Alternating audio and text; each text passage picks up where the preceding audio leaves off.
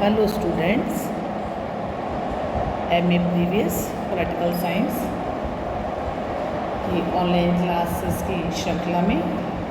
आज हम संविधान सभा पर चर्चा करेंगे। जो आपका आईजीपी का इंडियन गवर्नमेंट पॉलिटिक्स का जो पेपर है उसमें संविधान सभा का जो एक टॉपिक है उसके उदय किस प्रकार हुआ, उसका गठन किस प्रकार हुआ और उसकी कार्यप्रणाली किस प्रकार की रही, ये हमारे सिलेबस में प्रमुख रूप से बताया गया है। और उसी के अंतर्गत आज की क्लास में हम इसी पर चर्चा करेंगे। जैसे प्रिय विद्यार्थियों, आप सभी जानते हैं कि प्रत्येक जो भी राज्य स्वतंत्र होता है उसका एक अपना संविधान होता है और जिसका निर्माण, जो संविधान का जो निर्माण होता है वह राज्य की जनता की भावनाओं के अनुकूल या उनकी सहमति से ही किया जाता है। और जनता के प्रतिनिधियों की वह सभा जिसका निर्माण संविधान निर्माण के लिए किया गया था वह संविधान सभा कहलाती है। अगर हम ये देखें कि संविधान सभा का विचार कहाँ से प्रस्फुटित हुआ तो हम ये देखेंगे कि 17वीं और 18वीं शताब्दी जो विश्व में जो भी लोकतांत्रिक क्रांतियाँ हो रही थी उनमें हम इसके बीज को देख पाते हैं। सर्वप्रथम इंग्लैंड में संविधान सभा के विचार का सूत्रपात हुआ है और उससे भी पूर्व हम देखें तो अमेरिका में 1787 में 13 राज्यों के जो प्रतिनिधि थे वे फिलाडेल्फिया में एकत्रित हुए और उन्होंने अमेरिकी संविधान का निर्माण किया। भारतीय संदर्भों में हम संविधान सभा की बात करें तो हम देखते हैं कि स्वतंत्रता आंदोलन के दौरान ही भारतीय नेताओं ने अपने राष्ट्र के लिए या भारतवासियों के मन में एक ही भावना पनपने लगी थी कि वे अपने लिए एक संविधान का निर्माण करेंगे, क्योंकि सभी भारतवासी यह चाहते थे कि भारत के अब जो राजनीतिक उसका जो भविष्य होगा उसका निर्धारण वे खुद करना चाहते थे। 1895 में हम देखते हैं बाल गंगाधर तिलक के निर्देशन में एक स्वराज्य विधेयक तैयार हुआ और यही वह प्रथम बीज का प्रस्फुटन देखते हैं संविधान सभा की मांग के रूप में, जो हमको स्वराज्य विधेयक में दृष्टिगोचर होता है। श्रीमती एनी बेसेंट का भी यही मानना था कि भारतीय संविधान का निर्माण भारतीयों के द्वारा ही किया जाना चाहिए। और 1922 में महात्मा गांधी ने स्पष्ट कह दिया था कि भारतीय संविधान भारतीयों की इच्छा अनुसार ही होगा। 1924 में मोतीलाल नेहरू ने संविधान सभा की मांग की, यद्यपि ब्रिटिश शासकों के द्वारा इसे अनसुना कर दिया गया और अनेक गोलमेज सम्मेलनों के दौरान, अनेक चर्चाओं के दौरान इसकी बारे में इसकी मांग उठती रही और अंततः कहीं ना कहीं जिस रूप में ब्रिटिश शासक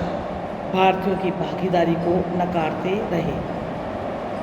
लेकिन 1928 में अंततः जवाहरलाल नेहरू ने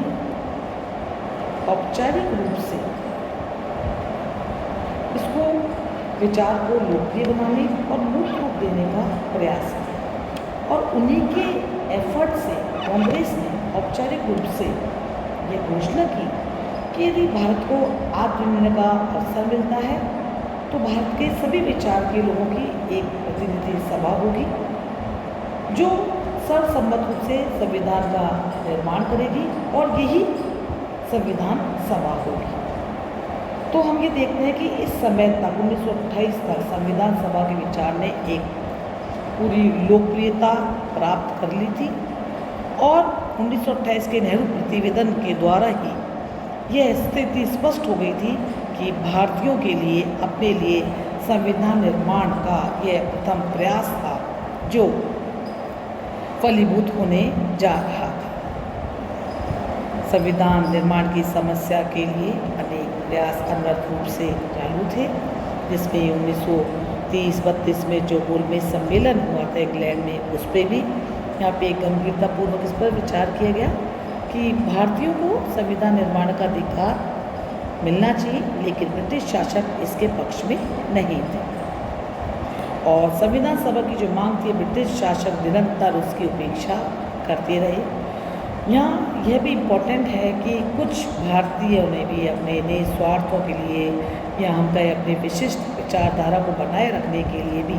वे संविधान निर्मात्री सभा की जो मांग थी उसका विरोध कर रहे थे। स्पेशली हम देखें तो जो कुछ उदारवादी विचारधारा के जो पक्षधर थे, जो देशी रियासतों के नरेश थे, और साथ ही साथ मुस्लिम लीग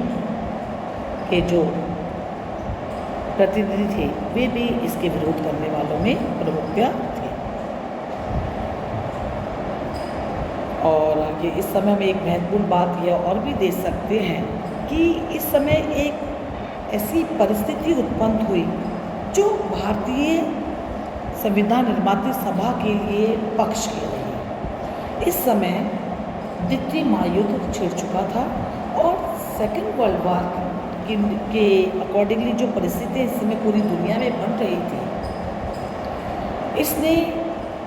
ब्रिटिश लीडर्स पर या उन पर एक प्रेशर बना दिया था कि वे भारतीयों की मांग को अनसुना नहीं कर सकते थे। अगस्त 1940 के आसपास हम देखते हैं कि सीधे रूप से वो ब्रिटिश नेताओं ने इस बात को स्वीकार नहीं किया, पर हाँ उन्होंने इस बात को अप्रोक्ष रूप से स्वीकार कर लिया था कि भारतवासी अब अपने संविधान का निर्माण स्वयं करेंगे। क्योंकि इस समय जो ब्रिटिशर्स थे वे जापान के साथ इस समय जीवन मृत्यु के संघर्ष में उलझे हुए थे, इसलिए क्रिप्स के प्रस्तावों के द्वारा युद्ध के बाद जैसी भी स्थितियाँ बनी,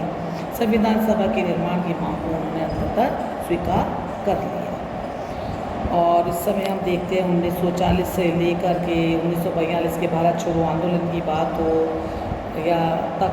हम देखते हैं कि ये बात कभी होती रही, कभी उसको वो अपरोक्ष रूप से अस्वीकार करते रहे, कभी परोक्ष रूप से, कोई भी स्थिति क्लियरली नहीं बन पा रही थी। और भारतीय स्वतंत्रता हमारे आंदोलन की जो अग्रिम पंक्ति थी वह इस बात के लिए कंटिन्यूस दबाव बनाने में लगी हुई थी कि अब भारतीयों को इस समय जो द्वितीय विश्व युद्ध की जो आवश्यकताएं हैं या राष्ट्रीय अंतर्राष्ट्रीय शक्तियां इस समय इस प्रकार की स्थिति ऐसी बनती जा रही थी कि अब भारत के निवासी हैं ये अपने लिए एक ऐसे खुद ही संविधान का निर्माण करेंगे। और ये जो सभा होगी ये एक निर्वाचित संविधान सभा होगी। और अंततः 1946 की कैबिनेट मिशन योजना में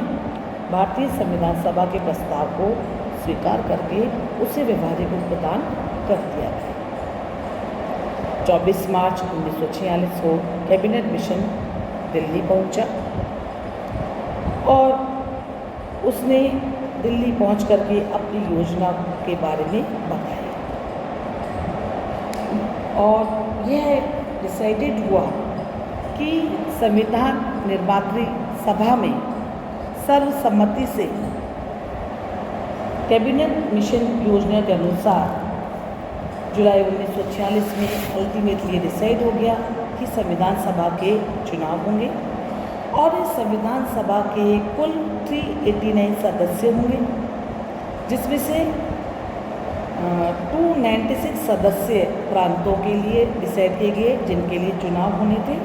और 93 देशी रियासतों के प्रतिनिधियों को इसमें शामिल किया गया। यहाँ एक इम्पॉर्टेंट बात जो नोटिसेबल थी कि संविधान सभा में अपनी निर्बल स्थिति को देख करके जो मुस्लिम लीग थी उसने संविधान सभा के बहिष्कार का निर्णय लिया और दिसंबर 1946 को संविधान सभा का जो प्रथम अधिवेशन हुआ उसमें मुस्लिम लीग के प्रतिनिधियों ने अपनी असमर्थता या अपने असंतोष को प्रकट करने के लिए उससे दूरी बना ली। और अब जो मुस्लिम लीग थी उसने पाकिस्तान के रूप में बिल्कुल पृथक संविधान सभा की मांग को प्रारंभ कर दिया। यद्यपि कांग्रेस और ब्रिटिश सरकार इस बात के लिए प्रयत्नशील रहे कि मुस्लिम लीग इस हट को छोड़ दे और संविधान सभा के कार्य में सहयोग करे, लेकिन सभी प्रयास विफल हो गए। तो हम देखते हैं कि संविधान सभा का जो गठन का जो कार्य था या ये जो भी स्थितियाँ थी वो बहुत तरह के उबड़ खाबड़ रास्तों से होते हुए या हम ये कहें कि संविधान भारतीयों के लिए जो संविधान निर्माण की जो पहल के लिए जो संविधान सभा का गठन होना था, ये बहुत अलग अलग तरीक़ों से स्थितियों से पार करता हुआ निकल रहा था, जिसकी स्थितियाँ बहुत निष्कंटक नहीं रही थी। अगर हम कुल मिलाकर के देखें तो भारत की संविधान सभा का जो गठन है वे 3 चरणों में पूरा होता है। सर्वप्रथम कैबिनेट मिशन योजना है, जिसके अनुसार संविधान सभा के सदस्यों का निर्वाचन हुआ और कुल सदस्यों की संख्या 389 ने डिसाइड कर दी थी। ये इसका प्रथम चरण है। द्वितीय चरण जो हम देखते हैं वो जून 1947 में विभाजन की योजना से दिखाई देता है, जहाँ पे संविधान सभा का पुनर्गठन हुआ और मुस्लिम लीग ने अपनी संविधान सभा का गठन कर लिया। तो अब हमारे जो प्रतिनिधि थे जो कुल सदस्य संख्या थी वो 324 ही रह गई। और इसमें तीसरा चरण या तीसरा पेच जो हमको दिखाई देता है संविधान सभा के गठन का कि वो देशी रियासतों से संबंधित था और ये देशी रियासतें अलग अलग समय में अपने संविधान सभा में सम्मिलित हुई और हैदराबाद एक ऐसी रियासत थी जिसके प्रतिनिधि इस सभा में सम्मिलित नहीं हुए। संविधान सभा के सदस्यों के बारे में हम चर्चा करें तो हम देखते हैं कि पंडित जवाहरलाल नेहरू, सरदार वल्लभ भाई पटेल, डॉक्टर भीमराव अंबेडकर, के.एन. मुंशी, गोपाल स्वामी अयंगर, पट्टाभी सीतारमैया, ठाकुरदास भार्गव, मौलाना अब्दुल कलाम आज़ाद का सबसे ज़्यादा महत्वपूर्ण योगदान रहा। और यहाँ पे ये भी इम्पोर्टेंट है कि संविधान सभा में जो अनेक समितियों का गठन किया गया, उन समितियों में महत्वपूर्ण समितियाँ पंडित जवाहरलाल नेहरू और सरदार पटेल की अध्यक्षता में गठित की गई थी, जिनमें विशेष समिति पंडित नेहरू के पास थी और परामर्श समिति के जो सदस्य थे या अध्यक्ष वो सरदार पटेल थे। संचालन समिति वो डॉक्टर राजेंद्र प्रसाद उसके अध्यक्ष थे और सबसे महत्वपूर्ण जो ड्राफ्टिंग कमेटी थी या जिसको हम प्रारूप समिति कहते हैं, उसके अध्यक्षता का भार डॉक्टर भीमराव अंबेडकर को सौंपा गया था। अंततः संविधान सभा की इस परामर्श शाखा ने संविधान सभा की मुख्य विशेषताओं के संबंध में मार्च 1947 में एक प्रारूप बना करके प्रांतीय विधानमंडलों और केंद्रीय विधानसभाओं के पास विचार जानने के लिए भेजा। और इसी बीच में हम देखते हैं कि माउंटबेटन योजना के द्वारा जून 1947 को भारत पाकिस्तान के विभाजन को भी मंजूर कर लिया गया। और इस समय हम देखते हैं कि इससे संविधान सभा की स्थिति में भी महत्वपूर्ण परिवर्तन दृष्टिगोचर होता है, क्योंकि भारत पाकिस्तान के विभाजन के साथ ही संविधान सभा के जो बाहरी हस्तक्षेप थे वो समाप्त हो गए। मुस्लिम लीग पाकिस्तान के निर्माण से खुद ही संविधान सभा से अलग हो गई और अब संविधान सभा के सामने दोहरे दायित्व आ गए थे। एक तरफ उसे संविधान सभा के रूप में संविधान निर्माण का कार्य करना था, साथ ही साथ उसे अब नए संविधान के अंतर्गत जो 1952 में चुनाव होने वाले थे, आम चुनाव होने तक एक संसद अंतरकालीन संसद के रूप में भी कार्य करना था। अक्टूबर 1947 में संविधान सभा का पहला प्रारूप तैयार हुआ, जिसकी प्रतिलिपियाँ संविधान सभा के सदस्यों में वितरित कर दी गई। हम देखते हैं कि संविधान सभा में कुल 12 अधिवेशन हुए, जिसमें 165 दिन लगे। 114 दिन संविधान के प्रारूप का निर्धारण करने में समय लगा। संविधान पर धारा प्रवाह विचार विमर्श हुए बहुत मैराथन बैठकें हुई